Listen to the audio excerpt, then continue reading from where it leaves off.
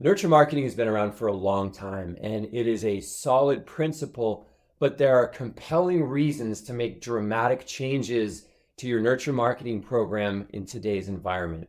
I'm going to go through what those are in this episode. At the bottom, it's all about pipeline, specifically how there is never enough of it.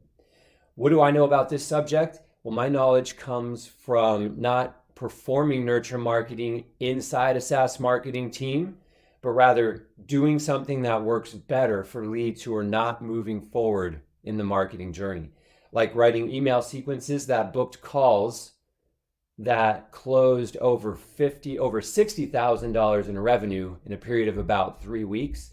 Significant outcome for the business we were doing this for. Or a webinar that with a 1 hour presentation booked calls that closed over $50,000 as a result of those calls in under a month. And so there's a lot of nuance here, and it's a very complex topic. Earlier in my career, I did technology consulting, and I became acquainted with this technology that runs nurture marketing and the high levels of complexity in the whole program. And so there's a lot of nuance. We're going to dive into why you should change your lead nurture program, and also what can stay the same and how you can implement programs that perform better in today's market, where in marketing, a lot of us are playing the game on hard mode. Budgets have been cut and all spend and decisions are under greater scrutiny. Welcome to the Growth and Influence Podcast. I'm your host, Andrew Schultz. I'm a B2B SaaS direct response marketer, and I'm also passionate about personal development and coaching. I started this podcast for a few reasons. Number one, I believe B2B SaaS marketing has suffered from absurd levels of inefficiency for years, leading to astronomical cost to acquire a customer. In yesterday's SaaS economy, people were okay with that. Today, it's a sure path to failure.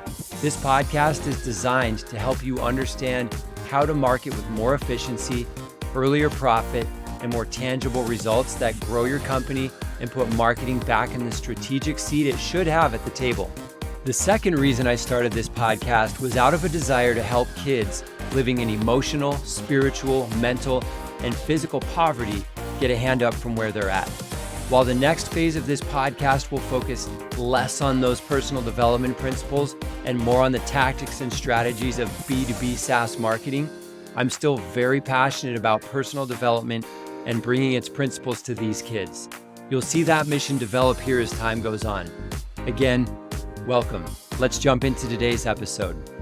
Lead nurturing starts with a well-defined ICP. You generate leads, you segment those leads, you engage with them where they're at with content designed for their stage of your customer journey.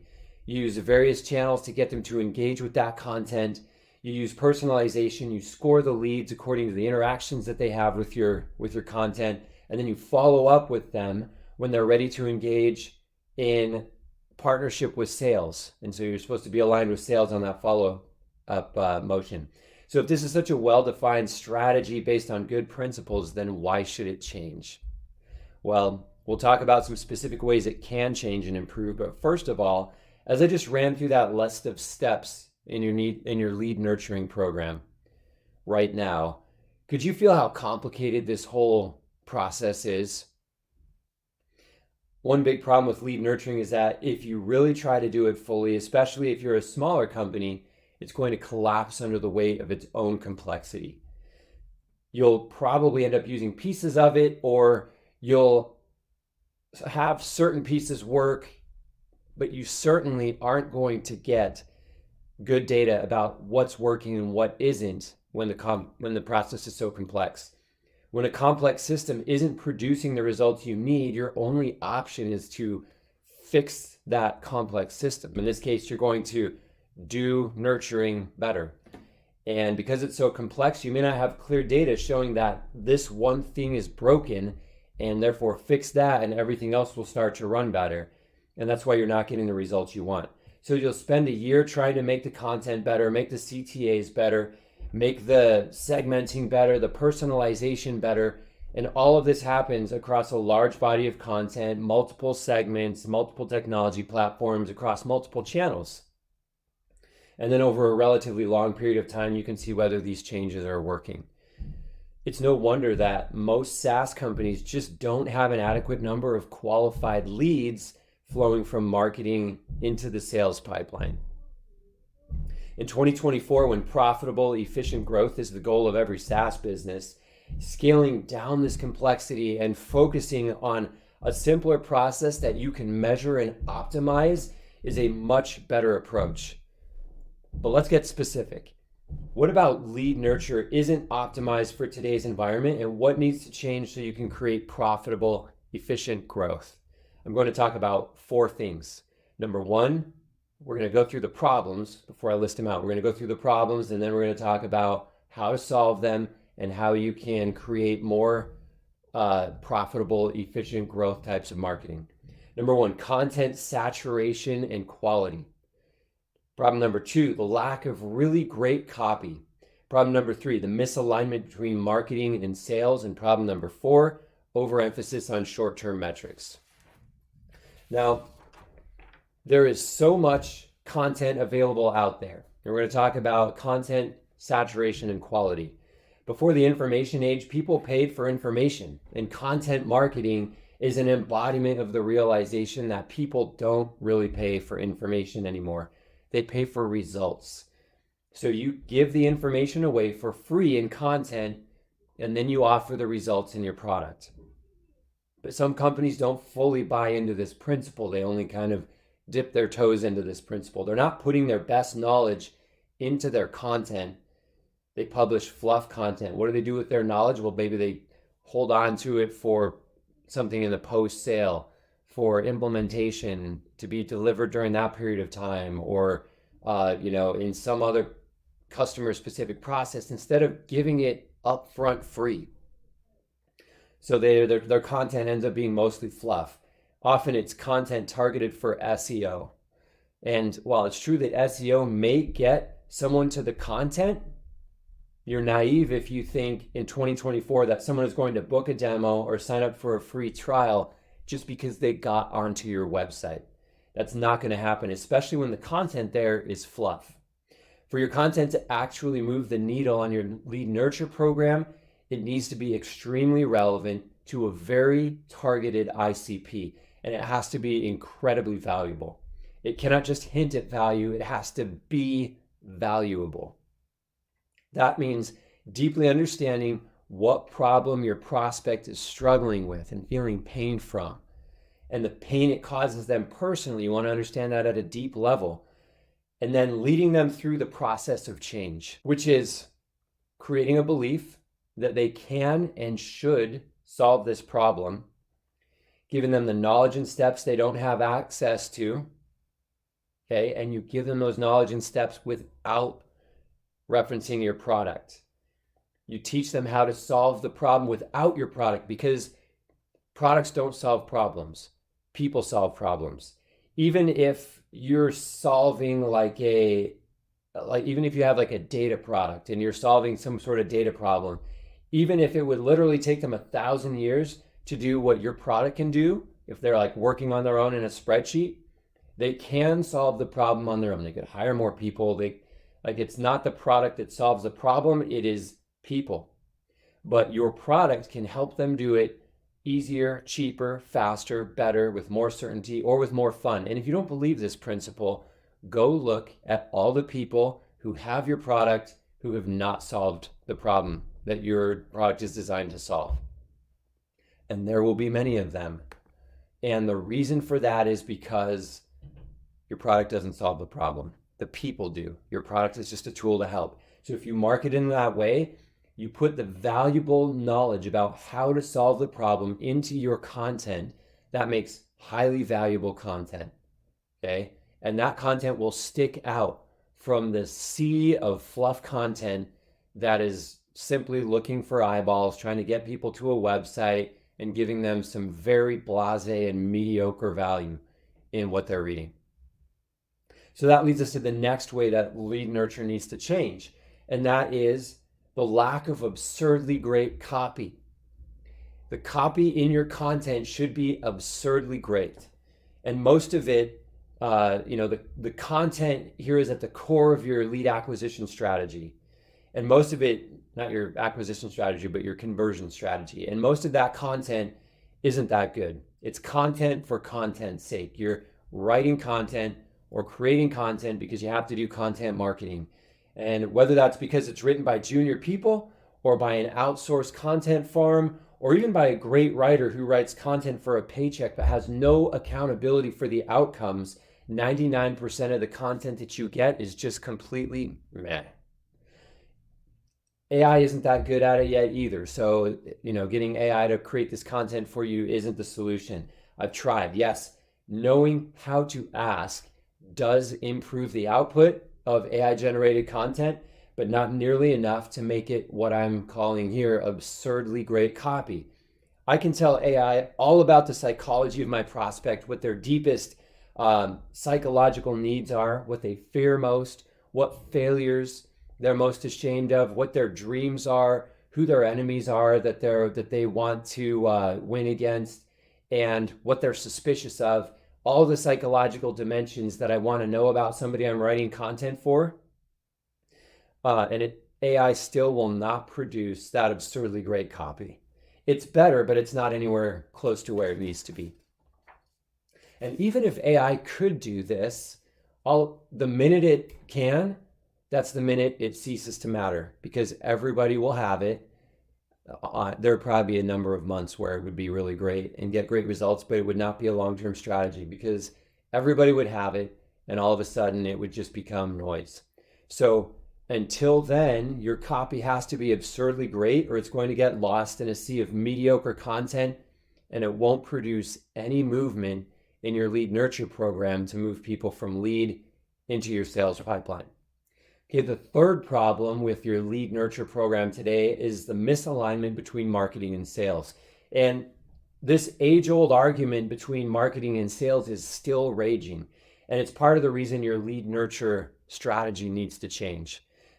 I worked as a seller at two of the most successful SaaS scale-up companies that were out there in the market when I worked for them. And one of them is still highly successful. Another one is having struggles, I think, from the current economic downturn as well as saturation in their market.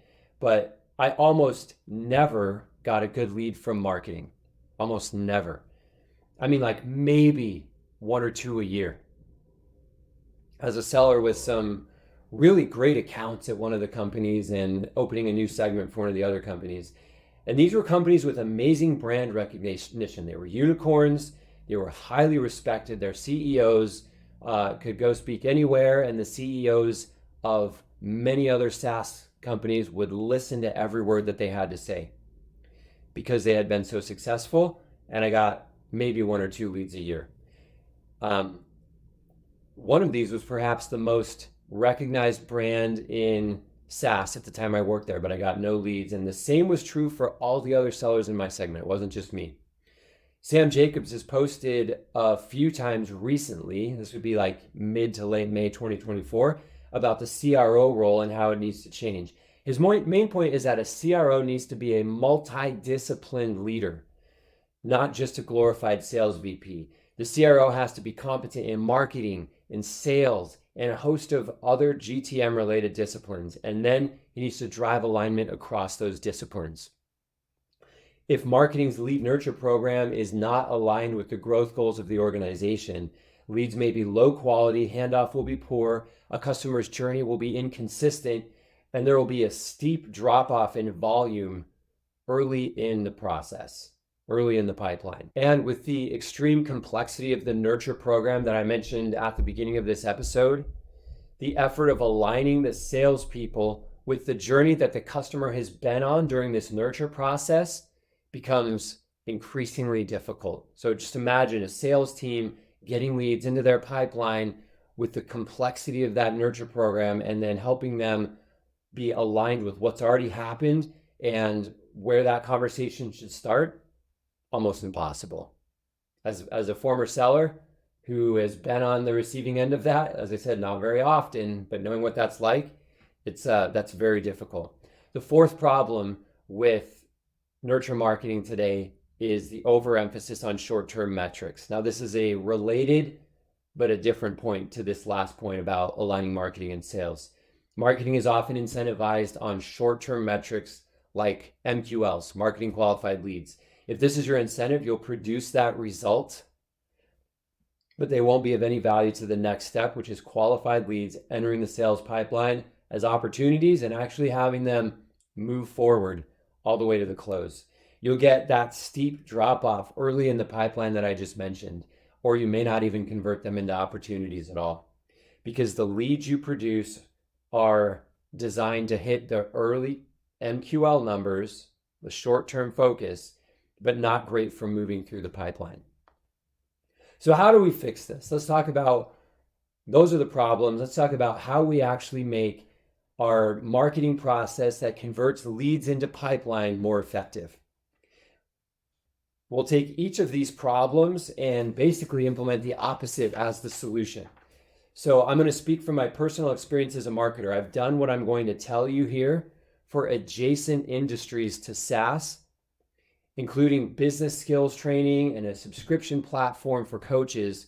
And I'm very confident that it will work for SaaS, which is where I'm focused this year. I'm all in on putting this into practice in SaaS companies who need to grow faster and more efficiently and convert more leads from their lead stage into pipeline. If you want to give this a try, by the way, you can just reach out to me, because this is what my agency Profit Automation is doing. As I said, that's our main focus, our only focus here in 2024. So you don't have to change everything. You can keep running your lead nurture program if you want to. But over time, I think as you start to see what this modified program does, you're going to start putting more emphasis there and stopping doing all these other things that are too complex and don't deliver the results that you're looking for. But until then, you can test this on the side, or as a small part inside of your lead nurture program. So number one, create extremely valuable content. To create this content, first of all, we're going to look at the leads subscribing to your content who are in your nurture program today. How did they get there?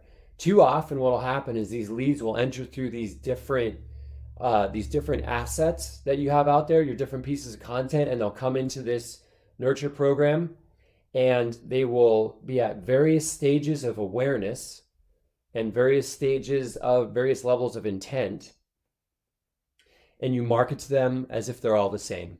They get the same email sequence, they get the same calls from the SDRs, they get fed the same content about, hey, look at this new feature release that we have in our product, or look at these ROI numbers, look at how we produce this result for this customer. And that's not the right message for a lot of those people. That message is good for like 3% of the people who are high on the awareness scale and are have the intent to at least investigate your software category. So what we're going to do instead is analyze the awareness of and intent that is encoded in each of the entry points of this funnel, or of your content. So all the ways that they can get into your lead nurture strategy. There's a white paper over here, a recorded webinar over here. There's a podcast, or there's the blog, different blog posts. You probably have a lot more content than is actually doing anything to get people into this list. So a lot of it you can ignore, but then focus on those things that are actually driving subscriptions. What does it mean? Does this mean this person is problem aware? Does it mean they're not even problem aware, but they're identity aware? Did you write something that like appeals to the identity of your ideal customer profile? Something that maybe points out a problem that they didn't know that they had? Or, is it something that talks about product features and benefits and ROI and how their competitors are using it and those kinds of things? Each of those points to a different level of awareness and intent. So we want to understand what each of those are. And then we're going to segment the people in your list based on that. Now, that is a principle that you're already supposed to be doing in lead nurture. I think a lot of times that's not happening. But if you're doing it, great. You already have this done, but you segment based on that awareness and intent level. And then we give them a marketing program for each of those segments that will move them up toward a call. Okay, now if you're already doing that, that's great, but segmentation is only the first step. Remember, this is all about extremely valuable content. So that wasn't, not segmenting wasn't even one of the problems I mentioned.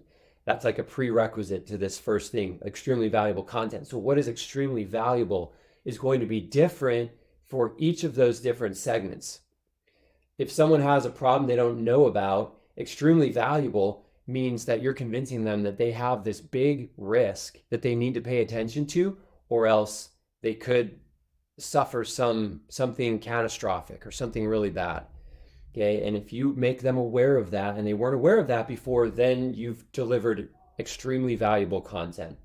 Okay, if they know they have a problem but they don't believe anybody else understands it, or they don't think anybody knows how to solve it, or there's a solution out there, and you convince them that they can and should solve this problem, that you do understand it, and that there are solutions, and that is extremely valuable content. This will allow you to stand out from the sea of fluff that is just filling the internet, that gives minor insights, well understood knowledge, just regurgitated again in a new format or something like that. You will stand out amidst all that garbage content that's out there. Now, to do any of this, you have to understand these people deeply, like I described above. Deep psychological needs, fears, dreams, failures, suspicions, and enemies. When you understand those things, then you can write content that appeals to them at this level of extreme value. Until you do that, you won't be able to write that content. I would start really simple. Don't go multi-channel. Don't set up retargeting yet. Don't do the whole program. Just do email, maybe SMS if you can get some phone numbers, and one piece of content for each segment, and each step moving them up that awareness scale towards investigating and being ready to jump on a call with your sales team. You're also not going to write 100 blog posts or white papers. It's not required to move people up the awareness scale. Okay, as I said, one asset for each step in this progressive process towards being fully aware and being ready to jump on a call. But it has to be absurdly great content. You're going to push that asset to this segment consistently until they either opt out or move up to the next stage. Again, we're not interested in having them hang out here forever. Lead nurturing, traditionally has been this thing that could just go on forever. And of course, nobody's paying attention to your content forever. Nobody got on your lead nurture program 2 years ago and are still in the same spot and are still consuming all the content that you're sending them. They're just not. So we want to give them one choice. You either move up or you unsubscribe, and we don't have to be super passive here. We know where they're at, and so we're going to give them something extremely valuable for that stage of their journey, for that stage of their awareness of the problem and the solution that you can provide to that problem. And if they get tired of it, they'll opt out, and that's fine. And if this asset convinces them that they should go on to the next step, then you move them on to that next step, because you're always calling them to action. So once they take that next action, they move into that next segment, and they get the next asset for their journey. If they're at the end of the awareness scale, then that call to action is to book a call, to get into a demo, to have a conversation, or in some cases, if you're doing PLG or you have some other motion, it might be a different invitation. PLG, it would probably be to upgrade into a paid version of a paid subscription for the product. Okay, so the next thing we're going to do is we're going to write absurdly great copy. Understanding that using that deep understanding that we have of the ICP, we're going to write copy, and we're going to invest in writing incredible copy. So this isn't just something that you tell the intern to do better. The tone has to match the personality of your ICP. Your language has to match their language, and you have to write in a compelling way that draws them forward. Your offers and CTAs have to be highly attractive. Okay, every invitation you make to them has to be so compelling so that you can convert at a high rate at each of these steps. This is how we took a lead list that wasn't buying anything in the example I gave above, and was not moving forward and booked calls that closed $60,000 in just 3 weeks. And that number, $60,000, maybe it sounds big in your business or maybe it does not. But the point is, in this business, that was a big, significant number that came from taking leads that weren't going anywhere and moving them quickly in a matter of 3 weeks up into a sales call and closing them. It's the same way that we ran, these are the same principles we used to run a 1 hour webinar that closed over $50,000 from the sales calls it booked, which was more than $600 per webinar attendee. Okay, so if that $50,000 number isn't big for you, think about $600 per webinar attendee, or some portion of your sale per webinar attendee if you're actually booking calls from a webinar and moving them up in the sales process, and you can run that webinar over and over and over to convert leads into sales pipeline. What you're saying has to be really, really compelling to the person that you're speaking to. Okay? It has to be really compelling. And number 3, we're going to align sales around the call to action. So because this process isn't as complex as the traditional lead nurture process, the leads you deliver to sales are going to be more uniformly qualified. I talked a minute ago about how, if you've got this complex process and it's spitting people into the sales pipeline, from all these different points of awareness and the different, content that they've been through and what that means about how much they know about you and what their intent is. That's really tough to, number one, communicate to that person who's then catching that sales call, but it's also really difficult for them to get on the same page and meet that person where they're at as they start that sales call, which will lead to a drop off in the quality of that call and in the number of people they can convert from that call to the next call. And so this less complex process is going to convert people in a more uniform state of qualification into the sales pipeline. And the leads you deliver to them all saw the same presentation or watched the same video or they read the same asset, and then they raise their hand for a sales call, and that's going to be much easier for them to catch, have a good call, and move it forward. Or at the very worst, if your sales team has to run outbound follow-up, which the goal of this process is to make it so that doesn't have to happen anymore, because in lead nurture today, that is a fundamental part of the process. It's the only way people are moving up into the sales pipeline a lot of times is because somebody has to go outbound and call them. And it's still a very low conversion rate. But the goal of this process is to move them up into the sales pipeline without that outbound follow-up. But even if you still need it, the people on their follow-up list will have that same level of uniformity in their qualification level. Okay, so the outbound becomes easier too, becomes less complex. They can also then give you feedback on why these people aren't converting and requiring them to follow up in the first place so you can fix that. And then the 4th thing we're going to focus on is full cycle metrics. Remember, the 4th problem was focused on short-term metrics like MQLs. So as we fix this, we're going to focus on full cycle metrics. When you run a lead program like this, you have a series of steps with metrics that you can track and optimize. The conversion of a lead to a qualified pipeline opportunity is just one of those. And closing as a new customer is just another one after that. That's just, the one at the end. And this strategy is probably more relevant for your smaller, more transactional segments like SMB, because, and maybe the commercial segment as well. A lot of VC-backed companies today have boards that are pushing their CMO and their whole go-to-market team to move up market towards enterprise customers. And CMOs or other marketing leaders may be torn because they know there's still a lot of money to be made in the SMB segment, but they would rather spend their time on the enterprise segment and the upmarket segment because it's more interesting, it's more strategic. And this strategy will operationalize your pipeline acquisition at those smaller segments so you can increase the efficiency, automate a large portion of it, and that would then allow you to spend your marketing dollars and your marketing resources on the upmarket segments while this runs on its own. When I told you the stories of the email campaign that booked calls to close $60,000 in 3 weeks. And the webinar that booked the $50,000 shortly thereafter, this revenue had no incremental cost associated with it other than the fee that they paid me, which was minimal compared to the results that they got there in that revenue.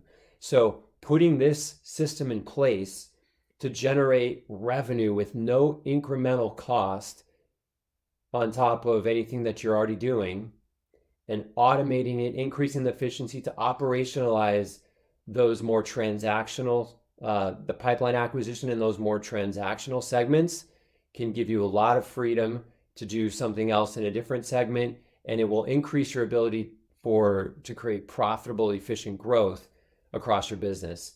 Now, if you're not getting the results you want out of your lead nurture program right now, it seems like you have a couple of options. Number one, you can just accept a reality where that's as good as it gets and focus on finding better attribution models to prop up the results that marketing is getting. Or you can try to fix the complex system of nurture marketing and take the months or year or years long journey of trying to fix this complex system and figure out the right formula when you got a pretty complicated recipe that you're trying to fix there. Or you can simplify it down to something that you can measure and optimize more easily and start producing results that contribute to profitable, efficient growth and change the business.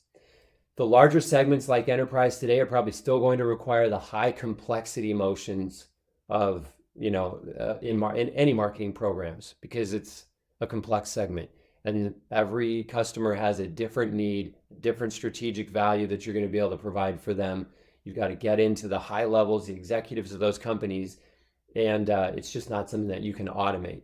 But it's going to be, and it would be hard to funnel a bunch of enterprise level Fortune 500 CFOs into your sales pipeline using the tactics I've described. It's not impossible, but it's probably not something that you're set up to do.